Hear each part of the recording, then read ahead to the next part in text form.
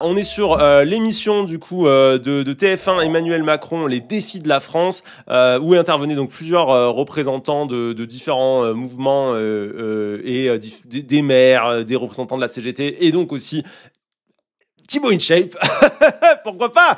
Et aussi Salomé Saké. Et prêtez attention au dispositif parce que vous allez voir qu'il y a quand même des grosses disparités. Sophie Binet, pour vous donner une idée, on est sur 32 minutes d'interview. Vous allez voir qu'à la fin, tous les intervenants et toutes les intervenantes n'ont pas eu la même largesse de la part de TF1 sur le temps de parole. Chaque année, il y a 80 milliards d'exonérations de cotisations sociales pour les entreprises. Il suffirait d'en prendre 10 et vous financez l'abrogation de la réforme des retraites. Mais dans ces cas-là, vous faites flamber le chômage et vous faites baisser les salaires. Mais non, Là, je pense, tu vois, il y a une faute de communication du côté de Sophie Binet. Je pense au stade où on en est dans la communication politique autour de la taxation des entreprises, qu'en fait, c'est un sujet extrêmement crispant pour beaucoup de gens parce que dans leur représentation mentale, l'entreprise taxée, c'est toujours la petite entreprise du cousin. C'est oui, mon cousin, il a acheté une camionnette et il est plombier et vous voulez le taxer alors qu'il travaille sans jamais prendre de vacances, patati patata. Et c'est vrai, hein, je pense que le cousin machin, effectivement, il travaille beaucoup et qu'il se dirait non mais attendez, on me taxe, c'est pas très juste. Et en fait, il y a une manière de raconter exactement ce qu'elle dit qui rappelle qu'en fait, on parle pas de taxer tout le monde de la même manière. On parle de taxer vraiment les multinationales, les très riches. C'est ce message-là qu'il faut faire passer. Il faut réussir à rassurer les gens en leur disant mais le cousin machin ne fait pas de super profit. Ne t'inquiète pas qu'on va pas lui voler sa camionnette. Et ce qui est dommage en fait, c'est que cette communication de la part de la CGT, en fait, elle fait sens quand tu sais de quoi il parle, parce que tu as lu ce que présente la CGT. Maintenant, mettez-vous à la place de quelqu'un qui est random devant sa télé en train d'écouter Sophie Binet et qui se dit ah non, mais on va encore taxer les entreprises, mais je connais Bidule, il est hyper taxé, nanani, nanana. Et en fait, il y a un discours qui n'est pas tenu. C'est voilà, le t'es pas riche du con, exactement, merci Vargui. T'es pas riche du con qui est de dire, mais en fait, il y a aujourd'hui des entrepreneurs qui sont factuellement des perdants du capitalisme. Il y a un système avec l'auto-entrepreneuriat qui est juste un système de l'auto-exploitation où vous n'êtes pas du tout un patron, vous êtes simplement la dernière des dernières roues du carrosse du capitalisme en train de vous auto-exploiter en permanence. Et le discours de Sophie Binet, en fait, ne prend pas en compte l'existence de ces gens qui se sont multipliés ces dernières années parce que la Macronie a participé à ça, a participé à cette ubérisation du travail où chacun est devenu un petit peu son patron dans un système où en réalité la seule chose qu'il perd c'est la protection sociale du salariat sans gagner aucun des avantages du capitalisme parce que le capitalisme repose sur la captation de la plus-value, c'est-à-dire sur le fait de faire travailler un autre et de lui prendre sa tunasse. Si tu ne fais pas ça, tu n'es pas vraiment un patron, tu vois. Et du coup, en fait, en ayant ce discours unilatéral sur taxer les entreprises, ça donne l'impression que c'est l'auto-entrepreneur qui va prendre dans la gueule. Et évidemment, ça, la droite s'en empare. C'est exactement ce que fait Macron dans sa réponse. Et je pense que si on prend l'échange comme on va dire un duel au fleuret, la touche, pour le coup, elle est pour Macron, à mon avis, plus que pour Sophie Binet. Malheureusement, c'est pas ce que je voudrais, mais malheureusement, je pense que c'est ça. Vous commanditez un rapport vous-même, le rapport Bozio-Vasmer sur les exonérations de cotisations sociales. Qui propose pas du tout de faire ça. Il propose déjà d'en supprimer une partie et vous ne le faites pas. C'est pas vrai. Il propose de lisser la courbe et donc d'en faire moins pour en remettre au-dessus. Je vais vous faire pour qu'il y ait moins de taxes. Enfin, je ne vais pas rentrer dans la technique, mais proposition de financement. Ne faites pas dire l'inverse de ce qu'ils disent. Autre proposition de financement. Milliards. Non, mais autre proposition de financement. Vous reconnaissez que c'est quand même pas une bonne idée. Si, c'est une excellente idée. Mais je m'adapte. Elle détruit de l'emploi ou elle fera baisser. J'ai plein d'autres propositions de financement. Mais je suis d'accord avec vous. Hein. Moi, le tribun Macron ne me plaît pas. Hein. Il est crispant au possible, mais en élément de langage, il est très fort et il place ses billes. C'est-à-dire, on détruit de l'emploi. Elle dit taxer les entreprises, on va détruire de l'emploi. Est-ce qu'elle répond sur ça? Non. Donc, ce qui reste là, c'est on taxe les entreprises. Est-ce qu'on taxe les multinationales? Est-ce qu'on taxe les PME? Est-ce qu'on taxe le mec qui a monté son petit Uber avec un crédit comme il pouvait? C'est pas précisé. Donc, finalement, c'est pour ça que je vous dis que dans mon sens, là, pour le moment, il est en train de gagner l'échange. Et ça me saoule parce que Sophie Binet a raison sur le fond. Hein. Les femmes gagnent 25% de moins. Et si vous sanctionniez les entreprises qui discriminent les femmes, ça permettrait de financer notre système de retraite? Non. Si. Non, ça ne permettrait pas de financer. Je vais vous faire une troisième proposition de financement. J'adorais le nom. J'adore. Mais ça, tu sais, c'est vraiment la vraie vie. Tu sais, t'es avec ton oncle au repas de famille et t'es là et t'essaies de lui expliquer un truc, c'est qui est factuellement vrai, tu vois. Tu lui dis, mais non, mais voilà, selon la recherche, il y a ci, il y a ça, patati patata et tout. Et puis lui, il est là comme ça avec son pastis. Non. Mais Gérard quand même. Non, non, je pense pas. Mais on s'en fout de ce que tu penses. Il y a la réalité, et comme ça.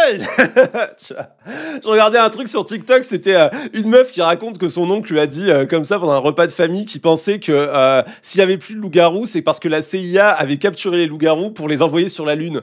Et je me dis là vraiment, Sophie Binet, elle vit un peu un moment similaire, tu vois. Le moment loup-garou sur la Lune, comme ça. Ouais. Gérard, les loups-garous, ça n'a jamais existé. Si ça avait existé, on les aurait pas mis sur la Lune, voyons Gérard. Si, par exemple, vous appliquiez la taxe Zuckman et que vous mettiez à contribution le patrimoine des Français qui gagnent plus de 100 millions, qui ont un patrimoine de plus de 100 millions d'euros chaque année, ça permettrait de faire rentrer 20 milliards d'euros dans les caisses. C'est 2 fois le coût de l'abrogation. Ça a été voté par les députés à l'Assemblée nationale. La taxe Zuckman, elle a un sens si elle est mondiale. C'est pour ça que je me suis battu avec le président Lula, à l'époque le président Biden, pour la faire au niveau de l'OCDE. Est-ce que vous pensez que si la France toute seule met une taxe sur les patrimoines de plus de 100 millions d'euros, les gens vont gentiment rester pour être taxés? Oui. Présentez-les-moi. L'argument de l'inactivité par essence, qui est celui développé par Macron, qui est de dire « Ah mais ça doit être une volonté internationale. » Et c'est pareil pour tout, hein. C'est toujours pareil. Quand il faut dénoncer une guerre, quand il faut faire un truc important et tout, c'est toujours « Ah mais ça doit être une volonté internationale. » Mais les gens ils vont s'en aller. Comment allons-nous faire, tu vois? Et donc ça veut dire quoi? Ça veut dire qu'on doit attendre de s'aligner avec qui? Avec Trump, la Chine, tous les paradis fiscaux. C'est n'importe quoi. C'est n'importe quoi. C'est une non-volonté d'agir. C'est une volonté d'immobilisme, une volonté de défendre les ultra-riches. C'est un choix politique. Et je le redis, et je le dis assez régulièrement, il faut tenir toujours pour responsables les décideurs politiques de leur ligne politique. Et la droite et le centre, depuis des années, en fait, bénéficient comme ça d'un espèce de passe qui leur permet de porter une ligne politique et en même temps d'en être absous. C'est hyper intéressant. Par exemple, vous avez une inflation délirante, vous avez beaucoup de chômage, vous avez une situation sociale délétère dans le pays. Et les gens sont là, c'est pas de chance. Ah putain, l'inflation, c'est pas de chance. Et jamais on dit, mais c'est quand même les conséquences de choix politiques. Il y a eu des choix qui ont été faits, il y a eu des gens qui étaient des décideurs politiques, qui appartenaient à des mouvances, à des courants, qui ont pris des décisions, et ces gens-là, à un moment donné, ils doivent être tenus pour responsables des décisions qu'ils ont prises. Tous les néolibéraux, par exemple, ont participé au démantèlement des services publics en promettant toujours monts et merveilles, ça allait coûter moins cher, les impôts allaient baisser et les services allaient mieux fonctionner. Résultat, les services publics marchent moins bien, ils sont au bord de l'explosion, ça coûte pas moins cher et on est dans la merde. Et je crois que vraiment, on a un énorme travail à faire pour rétablir comme ça dans les discours publics de la responsabilité pour les politiques du centre et de la droite, de la même manière qu'on le fait en tenant pour responsable en permanence la gauche de ce qu'elle fait, ce que je trouve normal, et de ce qu'elle ne fait pas, hélas. Vu comment ça se passe. Il n'y a pas de recette magique pour avoir ces 15 milliards. Et surtout, c'est des recettes qui abondent le budget de l'État, les recettes que vous proposez. Le système des retraites, et d'ailleurs, à juste titre, normalement, les organisations syndicales et patronales y tiennent, il doit fonctionner entre les actifs et les retraités. Soit on allonge la durée de cotisation, soit on décale l'âge légal, soit on augmente les cotisations, soit on baisse les pensions. Soit on taxe les riches, on t'a expliqué. Emmanuel, tu n'écoutes pas. Au coin, Emmanuel. Allez. J'adore comme il enlève cette option. Mais on l'a dit, il y a la recette. On a la recette. Faux dilemme, exactement, c'est ça. Il te donne des trucs en disant, mais soit on fait ça, soit on fait ça. Soit on baisse les cotisations, soit on fait ça. Et, sauf que non. Mais bon, là, il parle aussi, voilà, il a son électorat de vieux et qui sont là, oui, les jeunes ne travaillent pas assez. Taxe, il faut qu'ils travaillent plus longtemps, hein. Pas vrai, hein, papy. Papy, il a eu sa retraite à 50 ans. Il est là, oui, ça travaille pas assez. mais voilà, c'est aussi un énorme travail de communication qui fait que les gens adhèrent et croient que Macron a raison et il s'adresse parfaitement à ces gens-là avec son faux dilemme où il enlève la question des riches. Allez-vous renoncer ou pas d'ici la fin de votre second quinquennat à la retraite à 64 ans? 1, le pays en a besoin. 2, il y a un conclave qui a été lancé par le Premier ministre. Il y a en ce moment la CFDT, le MEDEF, la CGPME qui sont en train de discuter. Il faut aller au bout de cette discussion. Ils discutent vraiment avec personne, quoi. Quand t'es coincé comme ça avec, c'est quoi, le MEDEF et la CFDT ou je sais pas quoi, c'est bon, on a fait un conclave entre nous. Il y a François Bayrou, il y a son cousin, ils sont ensemble, on est entre nous, en fait, c'est un conclave, hein. On s'est enfermé dans une pièce, on a mangé des merguez. Le problème, c'est que à l'Assemblée, cette loi n'est pas passée, que dans les négociations avec les partenaires sociaux, cette loi n'est pas passée, que personne n'en veut. Et qu'aujourd'hui, il essaye de la défendre en jouant comme si, finalement, il y avait un jeu démocratique autour de ça. Là, c'est ça qui m'énerve en disant, il y a des partenaires sociaux, il y a un conclave ou je sais pas quoi. Non, c'est pas vrai. C'est pas vrai.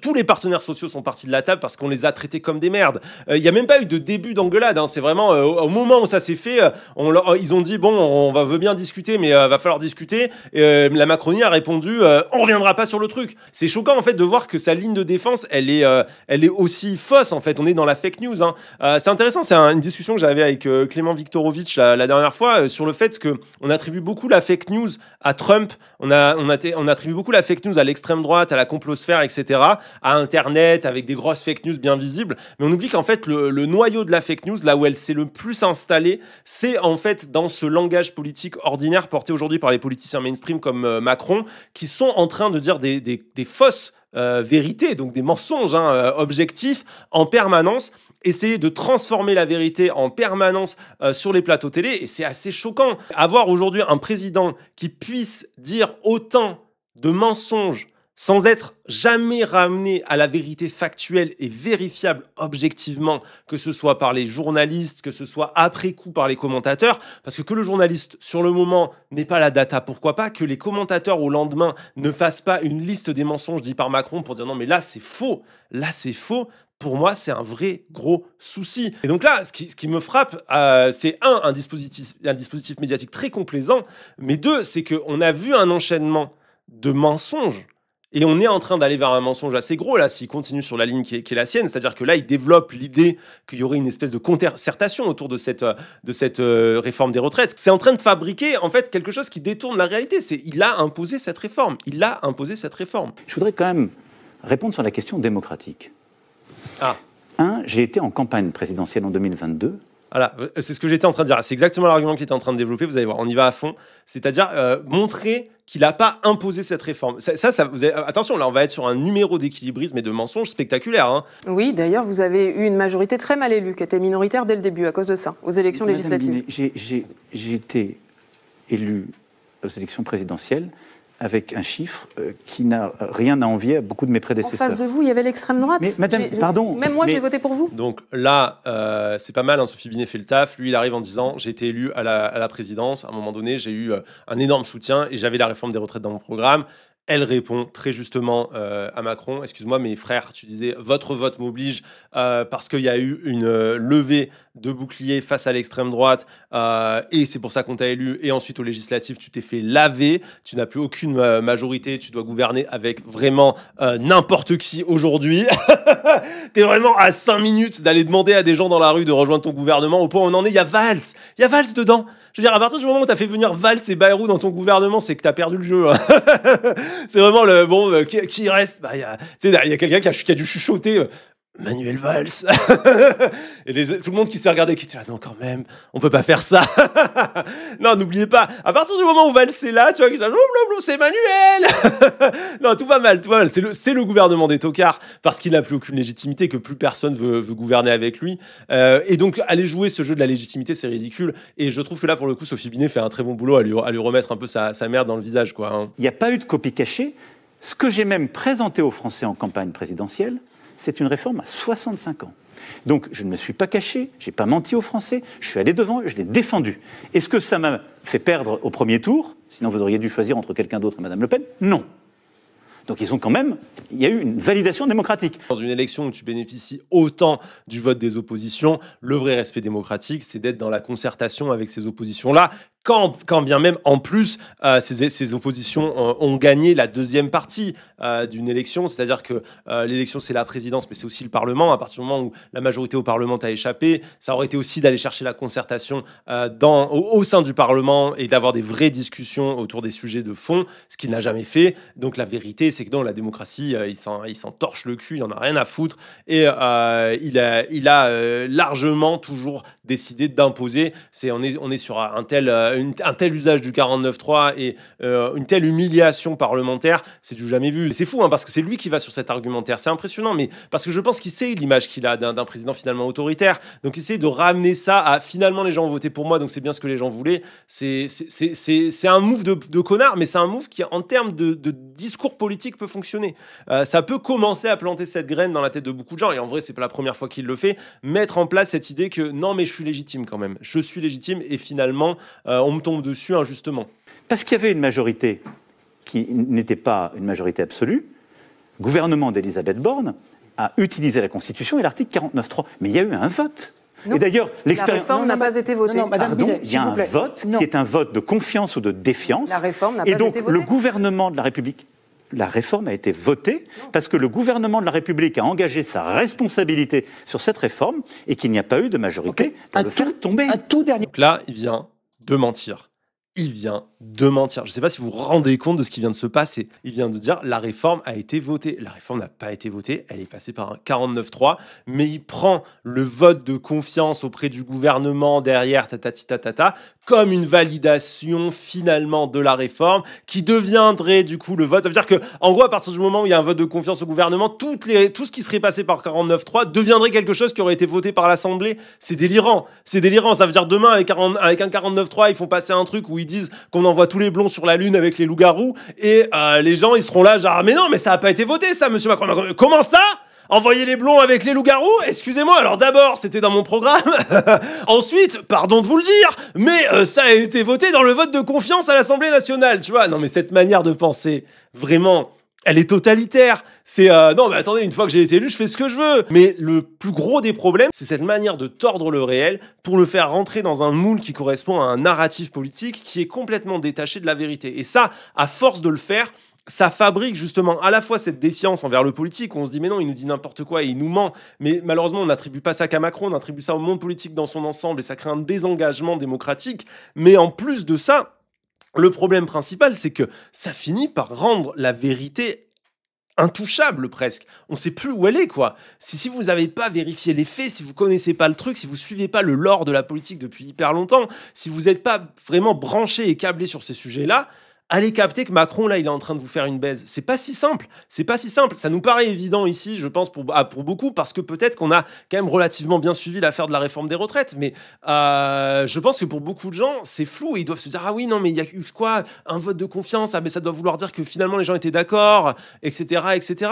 Et voilà, et la vérité se retrouve, oui, on pourrait dire, contre le mur, un bandeau sur les yeux, une clope à la bouche, avec Macron devant et un fusil. Hein. Et c'est dommage, vraiment, c'est dommage, parce que la conséquence, elle est au-delà de l'électoralisme bête du jeu politique. La conséquence, elle est démocratique sur le long terme. Ça finit par ouvrir des voies et creuser des digues qui permettent l'éclosion de personnalités comme Trump. Un Trump ne surgit pas. Si vous voulez, quelqu'un comme Trump ne gagne pas une élection du jour au lendemain. Il faut qu'il y ait une tranchée profonde qui a été creusée avant. Et Trump a été élu sur un travail de longue durée qui avait été fait dans la politique américaine, justement sur ce jeu, sur les contre-vérités et compagnie. Et je pense que c'est la même chose qui se produit en France depuis maintenant une décennie, quoi. C'est-à-dire qu'à force de faire ça, on favorise l'éclosion de personnalités potentielles à la Trump. Et ça nous semble impossible aujourd'hui, mais méfiez-vous de ce qui pourrait nous arriver demain. Hein. Monsieur le Président, ce qui se passe actuellement à Gaza relève-t-il du génocide? C'est pas à un responsable politique d'employer ces termes, c'est aux historiens en temps voulu. Mais d'autres présidents chefs d'État l'ont déjà fait avant. Oui, mais moi je suis pas dans ce... Je pense que c'est pas ça le... Ah si? Non, pardon. Non. Aujourd'hui, c'est un drame humanitaire et c'est inacceptable. Et qu'est-ce qui... Bon. Qu'en pensons-nous? Évidemment de la merde. Évidemment de la merde, mais ça a un sens un petit peu. Pourquoi est-ce qu'il défend ça de cette manière-là? Parce que la qualification de génocide par un président, reconnaître un génocide quand on est chef d'État, c'est pas vide et ça fonctionne pas de la même manière que pour une ONG, pour une instance internationale, etc. etc. C'est un engagement. Si Macron reconnaît en tant que chef d'État un génocide, ça doit automatiquement s'accompagner de quelque chose en face, notamment d'actions en justice contre l'État d'Israël, d'actions en justice aussi, et on l'oublie souvent, contre les soutiens à l'action d'Israël pour complicité. Donc c'est évidemment assez compliqué. Cela dit, ce serait une preuve de courage et ce serait extrêmement important aux yeux de l'histoire de le faire. Pour avoir demandé à un historien de référence, qui est M. Duclerc, de caractériser, de travailler sur les génocides arméniens et au Rwanda, le génocide Tutsi, j'aurais la plus grande prudence. Et encore une fois, c'est pas un président de la République de dire ceci est un génocide, ceci n'en est pas. Mais des historiens, ce que je veux dire, c'est que des historiens même israéliens emploient ce terme-là. C'est un drame et c'est horrible. Et vous laissez les historiens... Là, argument d'autorité, il dit oui, pour avoir demandé à Bidule, alors je ne sais pas qui est Bidule, est-ce que c'est un génocide? Bidule m'a dit que finalement, il pense que, attention, il faut garder des réserves d'historiens, etc. Alors, je suis le premier à dire que, évidemment, qu'on peut pas qualifier tout et n'importe quoi de génocide et qu'il faut faire attention, qu'il faut prendre le temps de la vérification des faits, de la vérification des sources, etc. et tout. On est en 2025. Ce temps, il a été pris largement et les constats sont vraiment extrêmement formels. La qualification de génocide contre la population gazaoui, elle est défendue aujourd'hui par tous les rapporteurs des Nations Unies qui utiliser le terme de génocide à partir de 2023 sans dire tout le temps, bon, on disait qu'il y avait un risque génocidaire, etc. Depuis 2024, ils utilisent systématiquement le terme génocide. Ils l'utilisent en permanence. Le terme aujourd'hui est repris par Amnesty International depuis 2024, après une longue enquête sur différents éléments survenus à partir d'octobre 2023. Donc, il y a un génocide caractérisé par quoi ? Par des bombardements de zones avec énormément de populations, dont des populations civiles, des exécutions extrajudiciaires, de la torture, des destructions de structures hospitalières, des coupures permanentes d'eau, d'électricité, des entraves à la délivrance d'aide humanitaire, des déplacements forcés de population, etc., etc. Tout ça a été observé par des instances internationales. Donc, à un moment donné, pour parler de génocide, on a les éléments, on a le constat. C'est déjà énorme d'avoir cette reconnaissance-là de la part de toutes ces instances internationales. C'est un vrai problème d'avoir un président qui fait comme si tout ce constat-là n'avait pas eu lieu. C'est quelque chose qui, à mon sens, à nouveau, est un écart à la vérité. Et prendre l'exemple comme ça d'un historien bidule, etc., et tout, en disant « Oui, non, mais bidule dit que c'est pas sûr, etc. » Je trouve ça nul. Là, la lâcheté vient servir un discours qui est finalement un discours qui est là pour atténuer totalement la gravité de la situation. Et moi, à la limite, j'aurais préféré que le gars dise écoutez, moi, je suis chef de l'État. Aujourd'hui, si je tiens un discours où je reconnais qu'il y a un génocide, ça demande d'engager la France sur ci, sur ça, etc., etc. Ce n'est pas encore le temps que je le fasse, ou je sais pas quoi, tu vois. Un truc où il reconnaît, il dit pas, en fait, il minimise pas. Parce que là, il finit par minimiser la gravité, alors que la gravité, elle est démontrée. Elle est démontrée aussi. Je termine sur ça, sur le génocide, après je remets play, mais je trouve que c'est important. Elle est aussi démontrée, je lisais des articles d'Amnesty International sur ça il y a vraiment pas longtemps, aussi par des discours qui prouvent une intention génocidaire, qui prouvent que tout ça est voulu, tout ça est planifié. Quand on a le ministre de la Défense israélien qui dit dans un discours, je cite, que à Gaza, les gens sont des animaux humains, évidemment qu'on a affaire à une déshumanisation brutale de quelqu'un qui est en train d'organiser, d'orchestrer une mise à mort de masse. Quand on a le ministre des Finances israélien qui dit, je cite encore, qu'il n'y aura pas de demi-mesure à Rafah, que ce sera l'annihilation totale, bien sûr qu'on a affaire à quelqu'un qui a une intention génocidaire, annihilation totale, ils le disent. Donc, tout ça montre que les instances internationales ont raison. À ça, en plus, s'ajoute le fait que maintenant, il y a quand même la justice internationale qui est au cul de Netanyahou et de certains de ses ministres. Donc, je trouve qu'il y a énormément sur quoi s'appuyer sur la question du génocide et que lui ne veuille pas s'engager au nom du fait qu'il faut engager l'État français, par lâcheté, bon, mais que ça vienne ensuite derrière servir un discours qui finalement vient minimiser la gravité des choses, en fait, ça devient coupable, à mon sens. C'est un drame et c'est horrible. Moi, mon boulot, c'est de tout faire pour que ça s'arrête. J'ai été l'un des seuls dirigeants à aller à la frontière à Al-Arish, en Égypte, il y a peu. avec le président Sisi. J'ai vu... Ça leur fait une belle jambe que tu sois allé à la frontière. Si tu prends aucune mesure, ça sert à rien. Un des femmes, des enfants blessés, une femme avec la colonne vertébrale qui avait été brisée, qui a passé 6 mois sans soins. J'ai vu des femmes qui, les cicatrices n'étant pas refermées, disaient « je veux retourner à Gaza ». C'était l'une des pires choses qui m'a été donnée de voir. Et j'ai vu toute l'aide que la France, tant d'autres pays, acheminent, qui était à Al-Arish, qui était là, bloquée par les Israéliens. Et donc je le dis avec force, ce que fait aujourd'hui le gouvernement de Benjamin Netanyahou est inacceptable. Alors ça vous semble peut-être peu là ce qu'il fait, mais l'air de rien, c'est quand même un changement et un chiffre dans le discours. Le problème, c'est que les humanitaires sont rangés pour beaucoup dans la case des militants.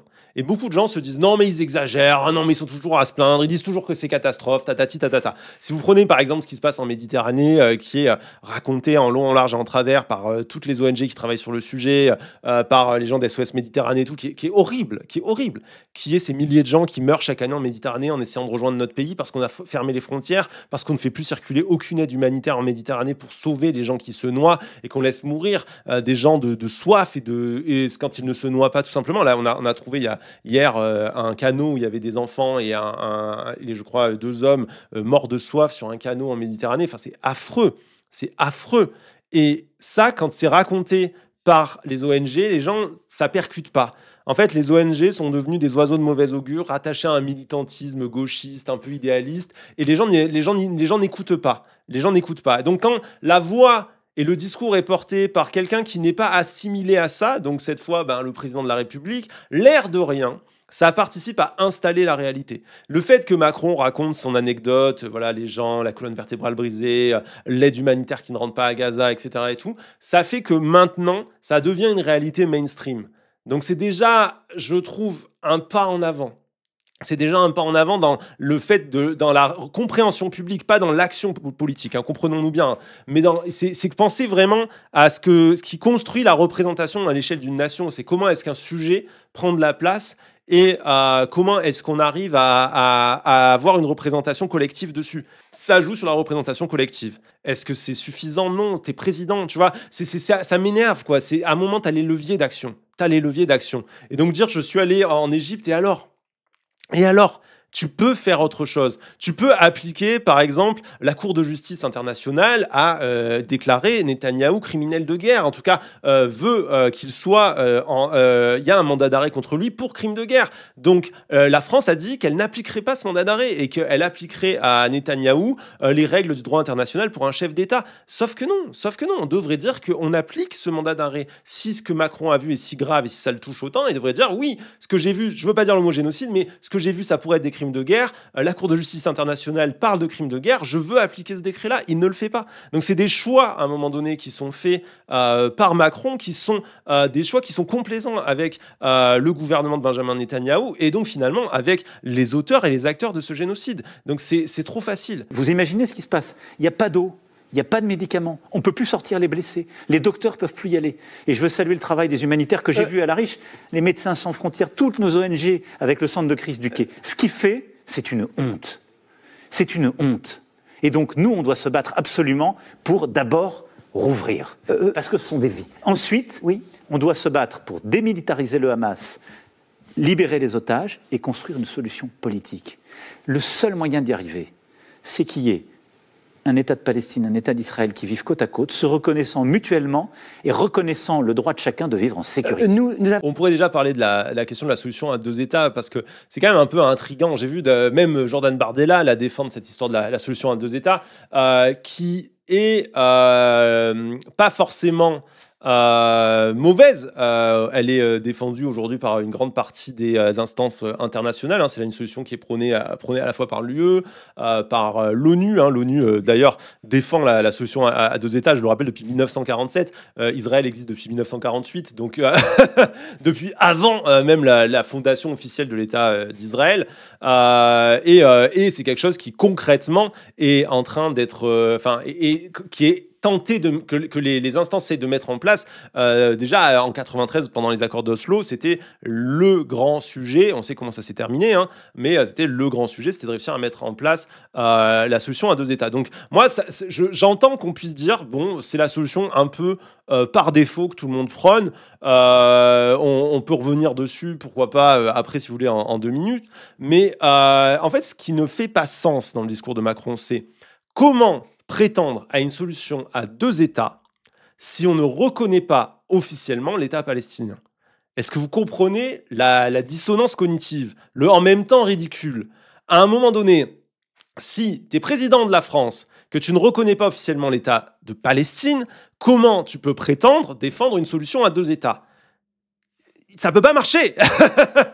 Ça peut pas marcher. Tu peux pas avoir un État que tu reconnais, l'État d'Israël, et dire oh, après on a 2 solutions à 2 États, mais l'État palestinien, on ne le reconnaît pas. Et on ne dénonce pas la colonisation en Cisjordanie, etc., etc., etc. Si vous voulez, elle n'est pas forcément stupide, hein, la question de la solution à 2 États. En gros, dans la zone, on va essayer de donner 2 territoires, et chacun de ces territoires seront souverains. À condition, du coup, qu'on arrive à virer les colons de Cisjordanie, à condition qu'on arrive à ce que Israël n'attaque pas la frontière day one, ce qui semble pas gagné, et à condition aussi que du côté des différents États arabes, du côté des différents représentants aujourd'hui des différentes autorités palestiniennes, on pourrait dire, on accepte aussi du coup de reconnaître Israël dans une forme qui est sa forme actuelle, donc ce qui deviendra un peu une forme aboutie. Donc c'est compliqué parce que de toute façon, en vrai, les autorités palestiniennes sont pas très motivées. La Knesset, le Parlement israélien, a adopté en 2024 une résolution qui rejette de toute façon toute reconnaissance de l'État de Palestine. Donc on est dans un truc qui reste quand même relativement utopique, mais les instances internationales, il y en a beaucoup qui considèrent que sur mi-long terme, ce serait quelque chose qui serait défendable, comme une espèce de transition. C'est ce que défend Rima Hassan, par exemple, qui dit, voilà, on pourrait ensuite aller vers un espèce d'État binational, démocratique, où Israéliens et Palestiniens seraient égaux, mais ça paraît quand même hyper difficilement envisageable depuis notamment le 7 octobre, et ça serait quelque chose qui se ferait sur un temps très long, parce qu'il faut quand même faire peuple. Un État binational, ça demande de faire peuple pour éviter une guerre civile, pour éviter que la ségrégation se répète et devienne peut-être l'instrument interne d'un génocide qui pourrait continuer, mais au sein de ce même État. Donc, en fait, la vérité, c'est que cette solution, c'est celle prônée par les instances internationales, mais en même temps, que personne ne veut vraiment, mais l'État binational, c'est extrêmement difficile à mettre en place. Il n'y a pas de solution magique. Vraiment, je vous le dis, il n'y a pas vraiment de solution magique. Il y a un intérêt à reconnaître, en tout cas la solution à 2 États, qui pourrait être déjà la reconnaissance de l'État palestinien par la France, ce que Macron s'était engagé à faire potentiellement d'ici juin. On voit qu'il n'en dit plus rien. Et du coup, la vérité, c'est qu'aujourd'hui, on a des grands mots. On a au mieux une petite reconnaissance de la gravité des faits, mais ce qu'on n'a pas vraiment, en fait, c'est une action politique, et ça sert à rien, du coup. Et ce discours, il est creux, et ça me fait chier, parce que les choses sont trop graves, et on pourrait faire beaucoup plus. La question, pour moi, de nos enfants et de nos adolescents est une question fondamentale. On a parlé avec M. Ménard de sécurité et autres. C'est des symptômes. Il y a une crise de l'autorité, mais il y a surtout une jeunesse qui a été percutée par les réseaux sociaux. Et on a des jeunes, parfois très jeunes, qui vont sur ces réseaux sociaux. Et qu'est-ce qu'on voit? C'est pas moi qui le dis, j'ai demandé un rapport qui m'a été rendu il y a 1 an. Les plus grands spécialistes dans le monde ont maintenant écrit des livres, des rapports. Il y a une épidémie de quoi? De troubles du comportement alimentaire, souvent chez les jeunes filles. Il y a une épidémie de harcèlement sur ces réseaux, de dérèglement du rapport entre les garçons et les filles, parce que par ces réseaux, beaucoup arrivent aussi vers les contenus pornographiques à 12-13 ans. Et donc on peut faire tout ce qu'on veut. J'ai cru qu'il avait parlé du masculinisme. Donc à nouveau, tout ça, c'est la faute aux réseaux sociaux. Je veux dire, il n'y a pas une culture grossophobe, hyper toxique, autour du rapport au corps, portée par le cinéma, la télévision, les publicités qui mettent en avant des régimes, des pilules pour maigrir, des trucs comme ça. Ça n'existe pas. Je veux dire, c'est les réseaux sociaux qui ont inventé le summer body. Bien sûr que non. En fait, ce qu'on retrouve sur les réseaux sociaux, c'est ce qu'on retrouve ailleurs. Tous ces symptômes-là, le harcèlement que vous trouvez en ligne, mais ce harcèlement, il a lieu dans les écoles, et depuis extrêmement longtemps. À mon époque, il y avait déjà du harcèlement. Et avant les réseaux sociaux, du porno, bon, on en trouvait sur Internet, mais avant ça, je veux dire, moi, il n'y avait pas encore Internet quand j'étais au collège. Des magazines porno, des trucs comme ça qui traînaient, il y en avait. Ce qui manquait, c'était de l'éducation sexuelle qui soit faite correctement. On parle de consentement, des discours qui soient clairs sur le genre, qui viennent casser les stéréotypes de genre, etc., toutes ces représentations. À un moment donné, je pense que là, le discours de Macron, c'est justement c'est le pire discours qu'on puisse avoir sur ce sujet-là, qui revient à dire « Ah, les réseaux sociaux, ils ont fabriqué, regardez, cette pornographie de notre jeunesse qui tombe dans le harcèlement, etc. et tout. » Mais attendez, harceler, exactement, quelqu'un dit harceler en cours de récré before it was cool, mais exactement, ça existait depuis très longtemps. Très heureux qu'il y ait un discours sur ça, et je suis tout à fait d'accord pour qu'on fasse quelque chose pour que TikTok soit bien mieux géré sur ce genre de choses, Insta et tout pareil.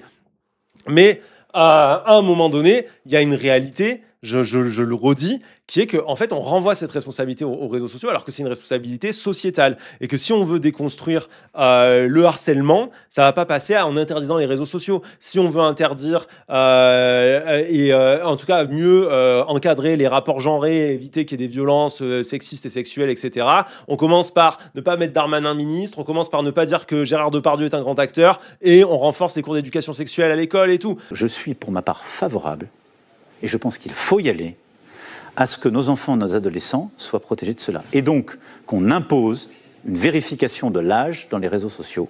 Et qu'en dessous de 15... Non, Emmanuel, tu vas trop loin, quoi? Tu vas mettre une case à cocher. Avez-vous plus de 15 ans avant d'aller sur TikTok? Mais comment ça va? Mais c'est impossible, mais quoi? Mais imagine, personne ne va réussir à contourner cette incroyable muraille de Chine qui empêchera les gens d'aller sur... Ah, est-ce que je clique? Ah là là, je suis obligé de dire la vérité, malheureusement.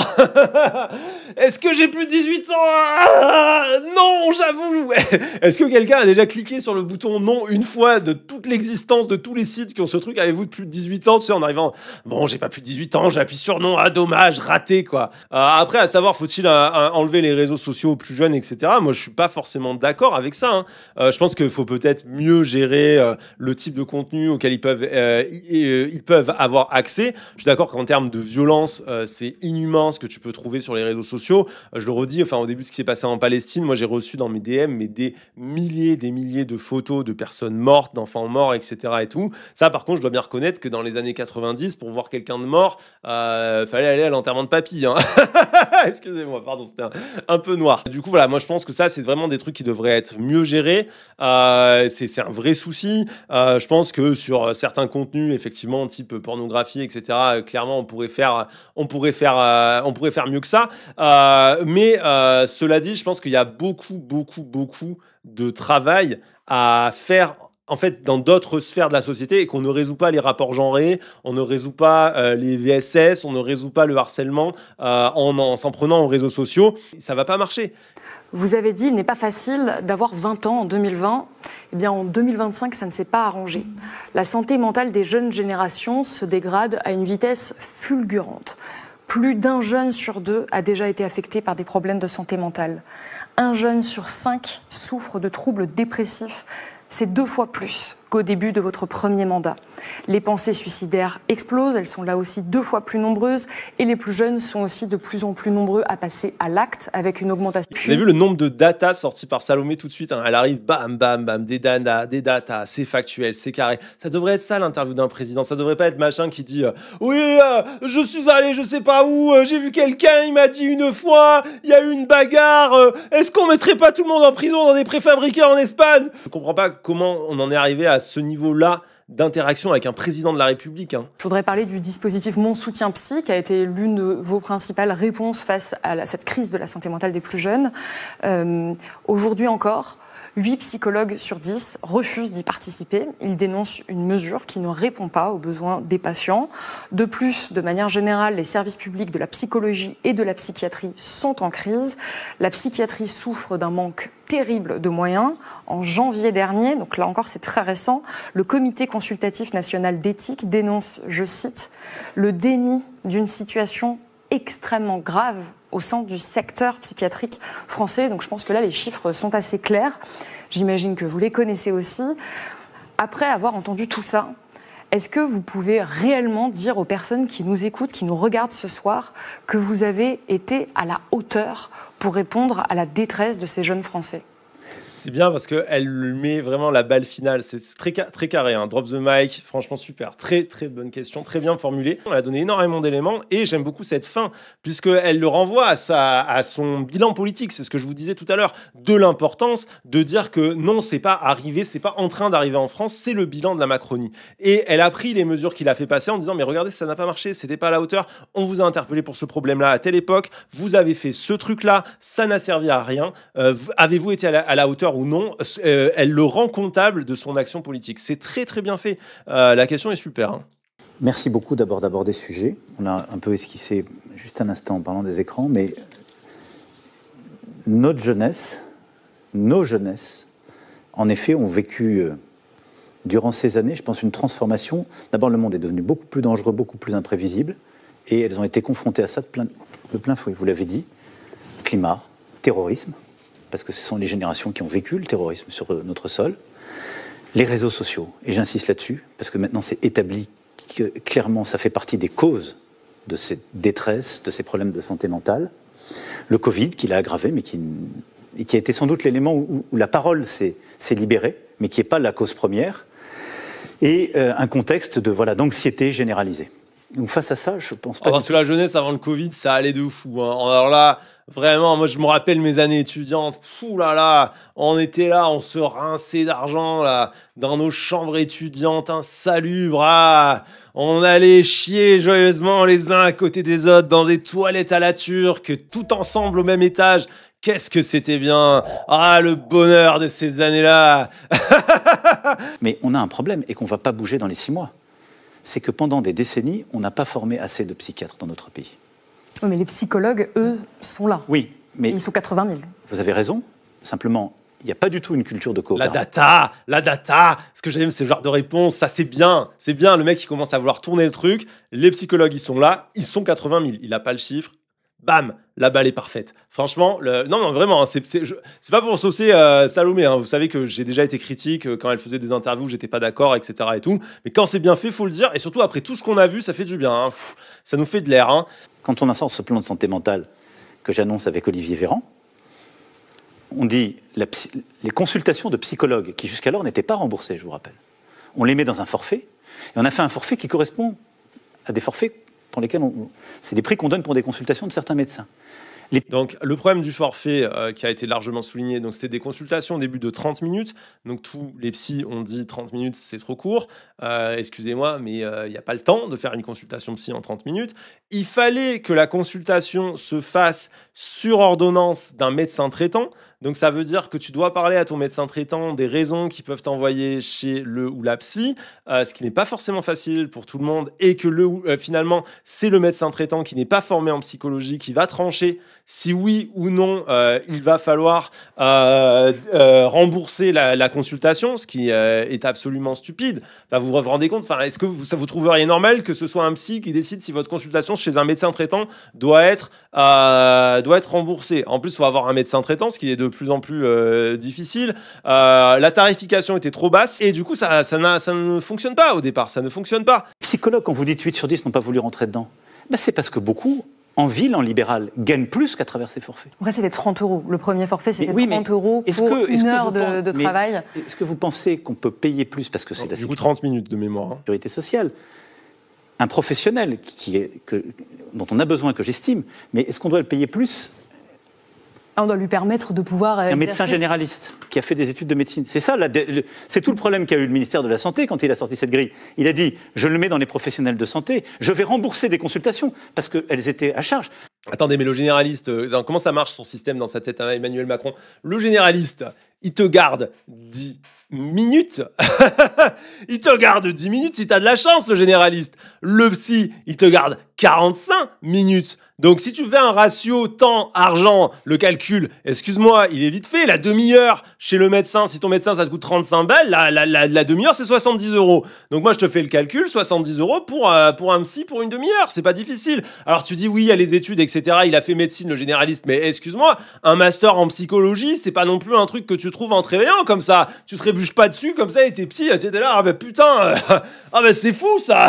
Je me suis réveillé ce matin, je suis devenu psychologue. À nouveau, il tournicote la vérité et la réalité en essayant de rendre le truc logique, alors que la vérité, c'est qu'ils veulent pas évidemment payer la santé, donc évidemment qu'ils veulent pas mettre d'argent là-dedans. Il faut continuer cet effort. Un manque de moyens et notamment une suppression de lits en psychiatrie. Mais en fait, on ne supprime pas des lits en psychiatrie. C'est parce qu'il n'y a pas assez c'est parce qu'en fait, on ne recrute plus assez de psychiatres. Et on n'en recrute plus assez parce qu'on n'en forme plus. Parce que c'est pas assez attractif aussi. Alors, c'est aussi attractif que...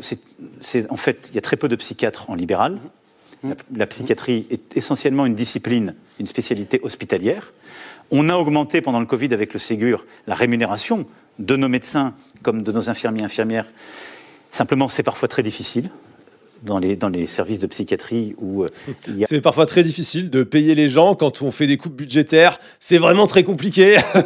Je vous explique. En fait, moi, mon but, c'est de détruire l'hôpital public. Alors, je fais des coupes budgétaires en permanence. Alors, évidemment, quand vous me dites de payer plus les gens, ça va un peu à contresens. Vous voyez mon dilemme. C'est Macron honnête. Vous imaginez, honnête Macron. Il arriverait, il expliquerait vraiment ce qu'il est en train de faire comme ça. Voilà, donc bon, moi je sais pas que je suis contre payer mieux les psychiatres, mais en vrai, moi, je voudrais surtout qu'ils existent plus.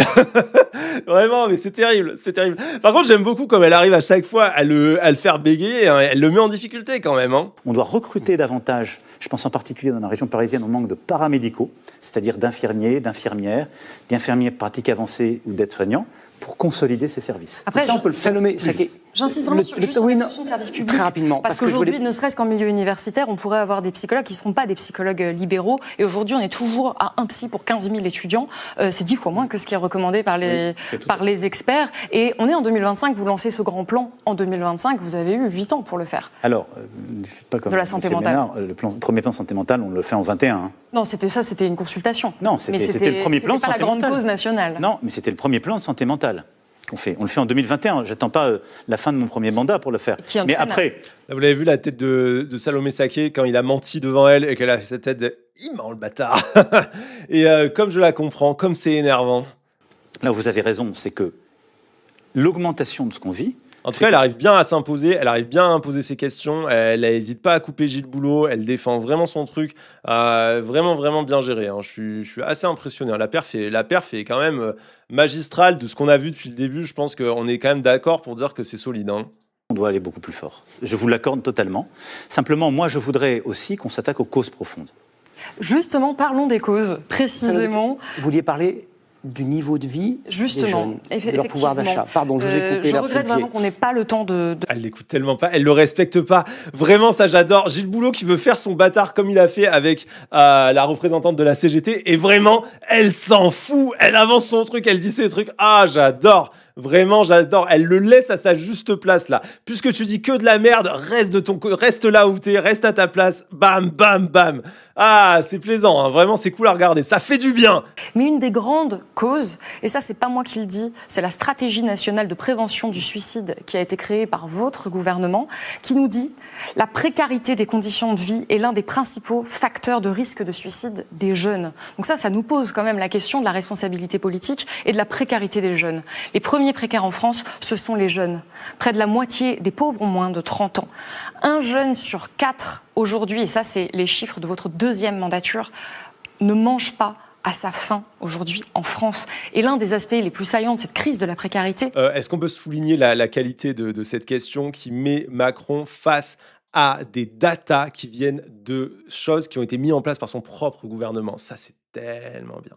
Ça, c'est tellement bien. Parce que pour lui, il ne peut pas dire « Ah non, mais ça, c'est Institut Patati Patata ». Là, c'est 100% son propre, sa propre action politique qu'elle lui renvoie dans la gueule. Ça, c'est de l'aïkido, là. Comment il dit déjà, Guillaume Meurice, là, quand on l'avait interviewé, il disait de l'aïkido sémantique, un truc comme ça, c'est vraiment de l'aïkido sémantique. Retourner la force de l'adversaire contre lui, bien joué. c'est le logement. Aujourd'hui, et c'est un chiffre qui a augmenté là encore pendant vos 2 mandats, il y a 5 millions de jeunes qui vivent... Oui, vous le dites, c'est le renvoyer à son bilan, et ça c'est génial. Le bilan, c'est comme ça qu'on les bouffe. Encore chez leurs parents. Non pas parce qu'ils le désirent, mais parce qu'ils ne peuvent pas se financer un logement. Et parmi eux, il y a 1,3 million de jeunes qui travaillent et qui ne peuvent tout simplement pas se financer un logement. Alors oui, le chômage des jeunes a été réduit, mais pas leur précarité. Les jeunes sont ceux qui, dans la population, consacrent la plus haute part de leurs revenus au logement, 22%, c'est 2 fois plus que le reste de la population. Pourquoi ? Parce que le parc immobilier s'est de plus en plus concentré, notamment entre les mains de quelques-uns, des plus âgés souvent, qui ont investi au bon moment, quand nous n'étions pas nés.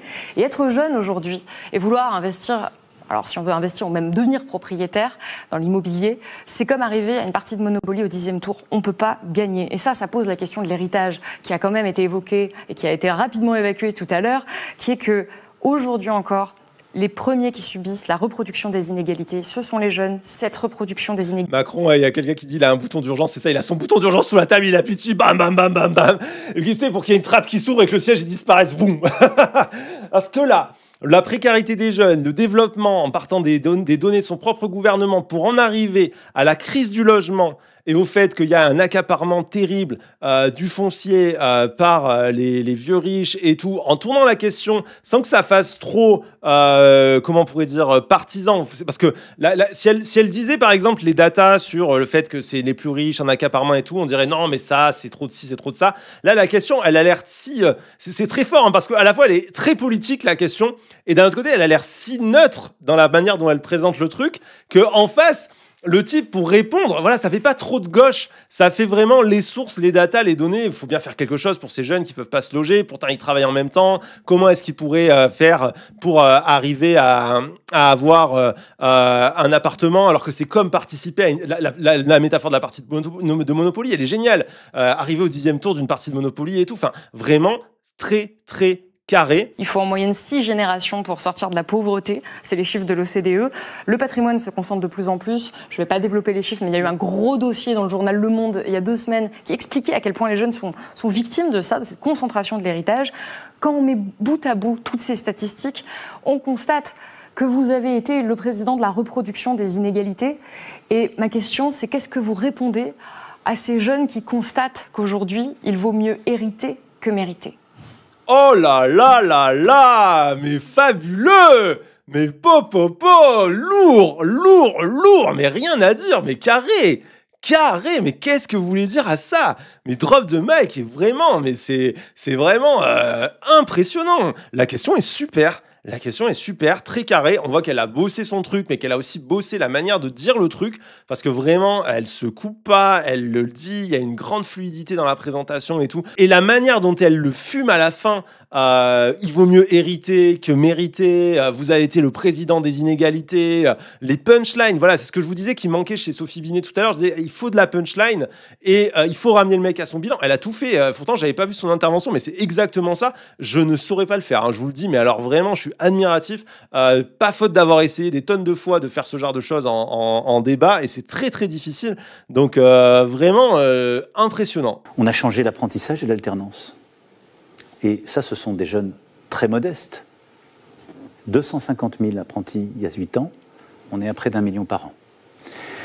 Et après on arrive aux étudiants, et vous avez dit on a réduit le chômage en parallèle. Après on a la question des étudiants, parce que je veux revenir sur ce point qui est vrai, on a un problème. Ça, c'est hyper intéressant parce que dans la question de Salomé, elle a plusieurs fois laissé entendre des points positifs à la Macronie. Alors, je trouve que, en vrai, rhétoriquement, je vais faire mon Clément Viktorovitch, mais je trouve que ça sert 2 trucs importants. Et c'est quelque chose que, personnellement, je ne fais pas assez. J'ai un peu tendance à vouloir enfoncer les gens. Et donc, des fois, dans mes débats, je n'y pense pas.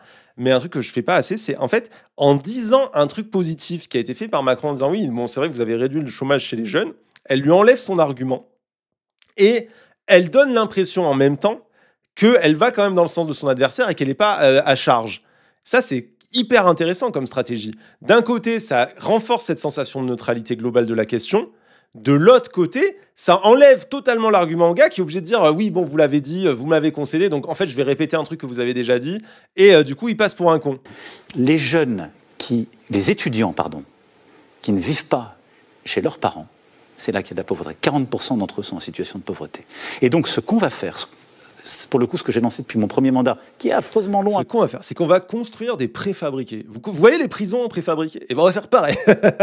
Et on va faire un grand trou. Et on va mettre de la tôle dessus. Et il y aura une petite échelle. Et ils pourront dormir dans le trou s'ils se serrent. Avez-vous déjà vu des ratons laveurs? Vous mettez plusieurs ratons laveurs les uns contre les autres. Ils se tiennent chaud.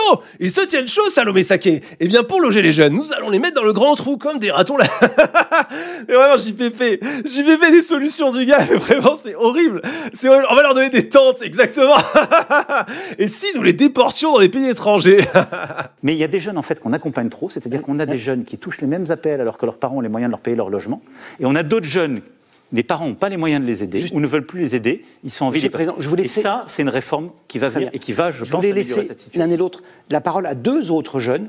Choisissez, entre le youtubeur Thibaut InShape et Ferris Barkat. Chacun a des questions très intéressantes, très concrètes à vous poser. Il le faut en quelques secondes seulement. Monsieur Berkan, allez. Donc là, en fait, Salomé, elle ne le sait pas, mais elle vient d'être coupée. Elle devait parler 30 minutes, elle a parlé 15 minutes. Il lui coupe totalement la parole. Enfin, je ne sais pas à quoi c'est lié. Est-ce que c'est qu'ils ont laissé trop parler les racistes avant? Je n'ai pas la raison du pourquoi, du comment, mais force est de constater que, objectivement, il y a un écart de temps de 15 minutes avec les autres. Et qu'elle m'a dit, elle avait largement de quoi répondre à ce que Macron était en train de dire, largement de quoi le démonter, et on ne lui en a pas laissé l'opportunité. Et vous voyez comme c'est fait vicieusement, on ne remercie pas Salomé, on ne lui dit pas au revoir machin, parce qu'il aurait pu dire non mais attendez, j'ai encore des questions, on m'avait dit que je pouvais poser d'autres questions, naïnana. On dit attendez, monsieur Macron, d'autres jeunes ont des questions à vous poser, et hop, comme si c'était dans la continuité de la séquence, alors que pas du tout. Sois jeune et tais-toi, ouais, c'est exactement, c'est le titre du livre de Salomé. C'est vraiment dégueulasse. Autre interlocuteur, il a une question très précise à vous poser. Le youtubeur Thibaut InShape, il a 33 ans, il est très suivi sur YouTube, et il a plusieurs questions à vous poser, et toutes sont liées, c'est important, à la jeunesse des Français. Écoutez-le. Monsieur le Président, ici Thibaut InShape, premier youtubeur fitness de France avec plus de 26 millions d'abonnés. Aujourd'hui en France, un adulte sur deux est en... Thibaut, je l'adore. Moi déjà, le mec, il arrive, il rappelle son nombre d'abonnés et il rappelle qu'il est le premier youtubeur de France. Moi déjà, je suis franchement... Mais ça, moi j'ai du respect en vrai. Moi j'ai du respect. T'arrives, tu lâches ta pub. Tu vois, mais vraiment, mais moi je trouve ça fort. Moi, tu sais, je fais des interviews, j'oublie de parler de mon livre et tout. J'arrive, la dernière fois, j'ai fait une conférence, j'ai oublié d'amener mon bouquin, tu vois. Je suis là, le mec fait une conférence, il amène même pas son propre livre. Et là, tu vois, Thibaut InShape, il arrive, interview du président. Damn, la Team Shape, premier youtubeur de France, 26 millions d'abonnés. T'es qui, toi? Non, franchement stylé. Et puis, il a pas sorti la veste, hein, il a sorti les biscottos. Surpoids ou en situation d'obésité. Pour les enfants, nous parlons d'un enfant sur 4 avec des chiffres qui ne cessent d'augmenter. Pourtant, on sait que l'obésité est un terreau fertile pour de nombreuses maladies graves. Diabète de type 2, maladies cardiovasculaires, AVC, plusieurs formes de cancer. Et je ne parle même pas de l'impact sur la santé mentale. Alors pourquoi ne pas traiter ce problème plus en amont avec des mesures fortes? Limiter réellement le sucre et ses dérivés dans les produits industriels. Introduire des cours de nutrition à l'école et augmenter les heures de sport. On le sait, un enfant en forme physiquement est un enfant plus sûr de lui, plus épanoui et donc plus réceptif aux apprentissages en classe. Combien de générations faudra-t-il sacrifier pour comprendre que la sédentarité et l'obésité sont des problèmes de santé publique majeurs qu'il faut prendre au sérieux? Merci à vous pour votre réponse.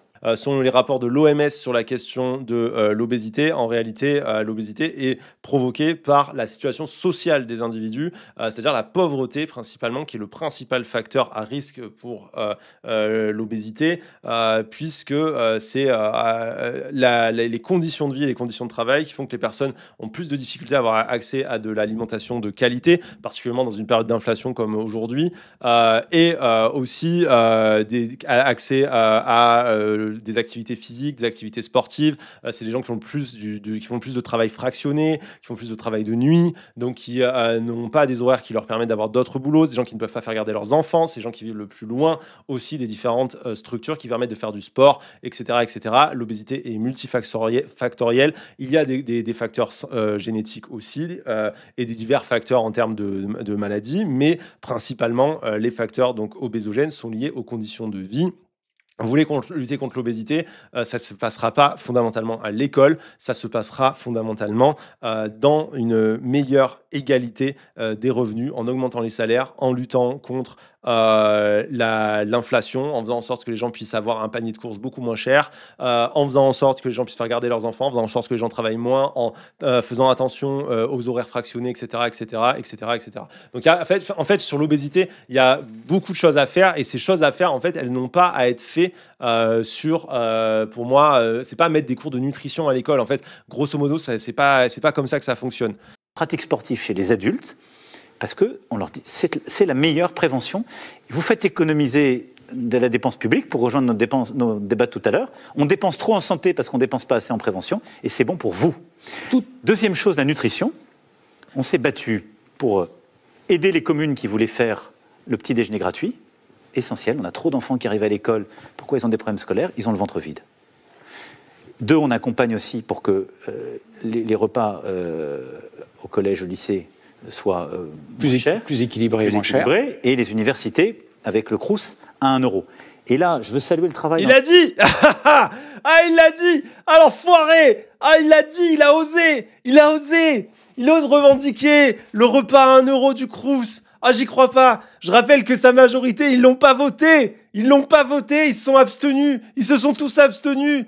Ah non, mais sérieusement, mais ce mec, il est né avant la honte. Hein. Vraiment, il est né avant la honte. Il en a rien à foutre, vraiment. C'est la majorité de gauche et quelques votes RN qui ont fait que le truc est passé. Les macronistes ont voté contre. Ah non, mais j'en reviens pas. Ah ouais, mais stupide égo, je suis trop d'accord. Hein, mais vraiment, le mec, zéro honte. Il s'en fout complet, quoi. Vous dites solennellement ce soir que vous ne vous représenterez pas en 2032. Vous l'excluez absolument.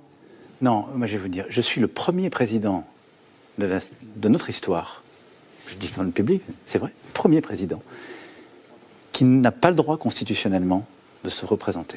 Ça n'est jamais arrivé. Certains ont arrêté en fonction après un référendum perdu, certains sont malheureusement morts en fonction, d'autres ont perdu des élections, n'ont pas pu se représenter, ou d'autres ont choisi de ne pas aller. Moi, je ne pourrais pas constitutionnellement le faire. Et je vais vous dire, je pense... chaque jour, une seule chose. Techniquement, je ne peux pas faire consécutivement, il ne peut pas se représenter en 2027, mais en 2032, il pourrait. Mais déjà, là, sa réponse, elle est chelou. Hein. Moi, je trouve qu'on dirait qu'il dit que oui, mais en 2027, il serait le premier président à ne pas pouvoir se présenter à cause de la Constitution. Donc, au final, est-ce qu'il ne faudrait pas qu'il puisse se représenter? Enfin, il y a quand même un truc un peu chelou quand même là-dedans. Hein. Donc, c'est très bizarre. C'est vraiment très bizarre. La réponse, elle sous-entendrait presque que, tu sais, il serait capable d'aller chercher... Alors, c'est un truc, moi, que j'avais quand même pas mal démenti plusieurs fois en disant genre, non, mais abusez pas, Macron, il ne va pas essayer de trouver une loupe législative pour essayer de pouvoir se représenter et tout. On a un peu l'impression. Moi, je vous passe le message. J'aimerais bien mourir et que ce soit pas Macron le président. Mourir de vieillesse, tu vois, parce que pas fusillé. Parce que bon, si je meurs fusillé et que c'est Le Pen président, je serais un peu dégoûté. Mais j'aimerais bien mourir de vieillesse et que ce soit pas encore Macron qui serait là sur un plateau. Il serait très vieux, tu vois, face à Salomé Saké qui serait très vieille et qui essaierait de finir sa question parce que TF1 sera encore en train de la couper. Est-ce qu'on pourrait, par pitié, ne pas vivre ça? Je me battrai jusqu'au bout. Et puis, quand j'aurai fini, je réfléchirai à la suite. Et à ce moment-là, je pourrai vous répondre. Mais aujourd'hui, je n'y ai pas réfléchi. Merci, Monsieur le Président, d'avoir accepté l'émission, le principe de l'émission. C'était quand même assez intéressant. Je dois reconnaître que c'était désagréable, mais utile. On voit qu'on a aussi une normalisation dans notre champ médiatique du jeu sur la vérité, où on est au stade où la personne ment ouvertement et constamment. C'est insupportable. Il se revendique de lois qui ont été passées contre son gouvernement comme si c'était lui qui les avait fait. Il déforme les faits, il les change, il les transforme. Par contre, je garde que Salomé Saké a été spectaculaire. N'hésitez pas à aller lui envoyer de la force sur Insta, un petit message court, parce que sinon elle n'aura pas le temps de les lire, mais juste pour lui dire bravo, que ça a été exemplaire, que ça a été impressionnant et tout. Je pense que ça lui ferait plaisir. Merci énormément à vous toutes et à vous tous. On a été très, très, très nombreux et nombreuses. Merci aux gens qui ont suivi. N'hésitez pas à suivre la chaîne si c'est la première fois que vous débarquez, que vous venez d'un raid ou je ne sais quoi. Il y en a eu plusieurs. Il y a des lives comme ça 3 fois par semaine. Des fois, il y a des interviews assez rigolotes. La dernière en date, c'était Sandrine Rousseau, mais on a aussi fait Guillaume Meurice, Salomé Saké, Victor Toyon, donc des gens cool. On en a quand même interviewé un sacré paquet. On fait aussi des trucs rigolos où on parle d'autres sujets, mais toujours avec cet angle un peu engagé. Donc je pense que ça peut vous plaire. Sur ce, je vous dis une bonne fin de journée. Ciao!